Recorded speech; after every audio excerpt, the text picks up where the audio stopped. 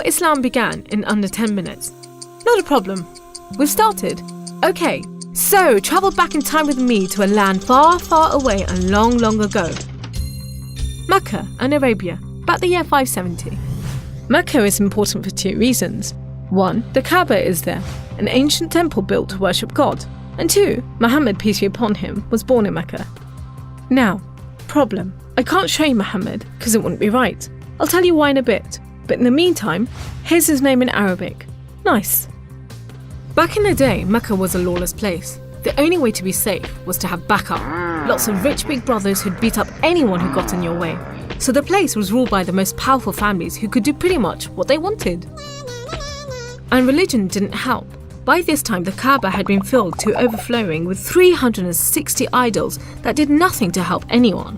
So it was a tough place to grow up if, like Muhammad, you were a poor orphan and believed in just one God you couldn't see, like the Jews and the Christians. He called him Allah, the God, in Arabic there. Muhammad's dad died before he was even born, and his mum died when he was just 6. So he was brought up by his grandfather, Abdul Muttalib, and then, when he died too, by his uncle, Abu Talib, who had the respect of the city's ruling families, so Muhammad was safe for the time being. Muhammad started out as a shepherd and then became a businessman, travelling about buying and selling stuff for rich clients. When he did some work for a rich widow called Khadija, she was so impressed by his honesty and skill that they ended up getting married, and for a while, it looked like Muhammad was going places. Well, he was, but not how you think. Every year in the month of Ramadan, different calendar, different names for the months, there was a big party around the Kaaba when people made sacrifices to the idols. Muhammad hated it, so he'd get out of town and sleep in a cave he'd found on top of a nearby mountain. One night, Muhammad's praying to Allah when wham! There's the angel Jibreel, you might say Gabriel, standing right in front of him. Read, says the angel, but Muhammad couldn't read. No schools, you see. Jibreel keeps on at him. 3 times he says, read. Then he grabs hold of Muhammad and wham! Again, it's like Muhammad's learnt the words off by heart. So he recites the message out loud. Read in the name of your Lord, who created man from a drop of blood. Read, for your Lord is most generous.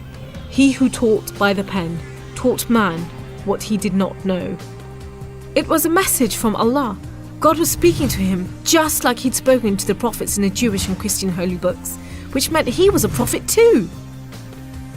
The messages continued for the rest of Muhammad's life. Allah gave him the words to say and the prophet recited them. The words were written down by his friends, and years later they were collected together and became the Muslim holy book, the Quran, which means recitation, because Muhammad recited it, you see? Anyway, that was much later, so back to the night of power. Muhammad tells his family, then his friends, and eventually everyone about Allah, that he's the one and only God, that he wants everyone to be treated fairly, and long story short, it didn't go down well with the ruling families of Mecca, who liked things just the way they were, thank you very much. You see, Islam means obedience to Allah, and Muslim means someone who obeys Allah, and the ruling families didn't want anyone obeying anyone else but them.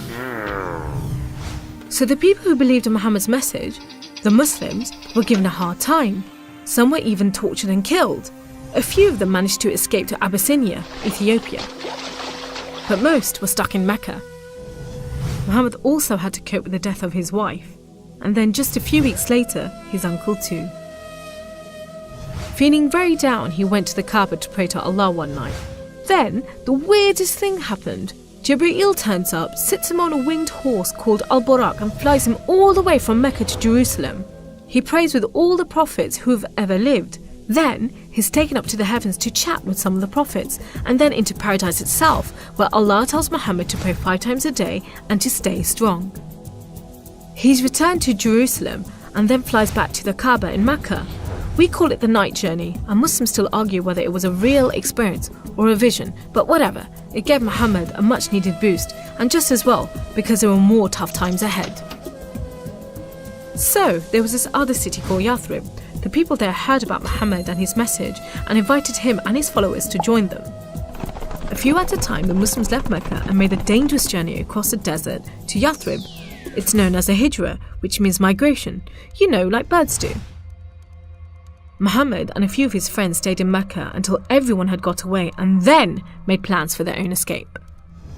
But the ruling families wanted to kill Muhammad while they still could, so 7 sons, one from each family, were sent in the middle of the night to stab the Prophet while he slept. But he was way ahead of them, and when they burst into the house, Muhammad was gone. Trackers were sent out to hunt him down. Muhammad and his best friend Abu Bakr took a roundabout route to try and shake off the pursuit, but the trackers were too good and slowly gained on them. So Muhammad and Abu Bakr hid in a cave and prayed that no one found them. The trackers found the cave all right, but they didn't bother going in to search. There was no way Muhammad could be inside, they thought. There was a spider's web over the mouth of the cave and a nesting bird at the entrance. He must have given them the slip. So off they went, leaving Muhammad and Abu Bakr protected by a spider and a bird. Muhammad made it safely to Yathrib, which was renamed Medina al-Nabi, the city of the Prophet, but most people just call it Medina. But Muhammad's worries weren't over yet. There were 3 big battles between the Muslims and the Meccans. First, the Battle of Badr, when Muhammad and just 313 men faced 1,000 Meccan soldiers. Miraculously, the Muslims won. Then there was the Battle of Uhud, which didn't go so well.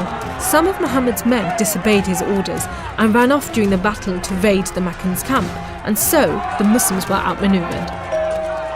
Then there was the Battle of the Trench. Medina was protected on 3 sides by mountains, so when the Meccan forces advanced in the city, the Muslims just dug a deep trench. The Meccans made camp, but the weather was terrible. Pouring rain put out their fires and howling winds blew down their tents.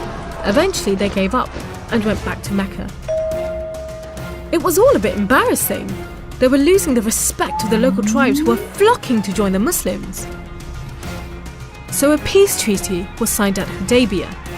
But it wasn't long before the Meccans broke it. Muhammad decided that enough was enough.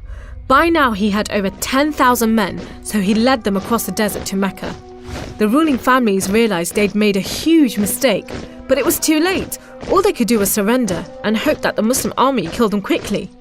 But Muhammad said there should be no more fighting. He rode into Mecca and went straight to the Kaaba. He circled it 7 times anti-clockwise and smashed all the idols, rededicating the Kaaba to Allah. And that's why I'm not going to show you Muhammad. The Muslims wanted to make it totally clear that they only worship the one unseen God. So they didn't have any pictures of Muhammad in case anyone thought he was an idol, and they didn't have any pictures of Allah because he's like nothing on earth, so it would be impossible to draw him anyway. So there you go. How Islam began in under 10 minutes.